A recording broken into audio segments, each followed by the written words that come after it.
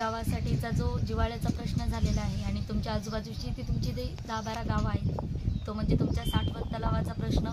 जोपर्यंत मार्गी लागत नाही तोपर्यंत धर्मवीर छत्रपती संभाजीराजे शौर्य प्रतिष्ठानच्या वतीने मी फक्त एक नामधारी म्हणून तुमच्या गावासाठी उपोषणाला बसलेली असली तरी तुम्हा सर्व गावकऱ्यांनी जे सहकार्य कालपासून जे करत आहात,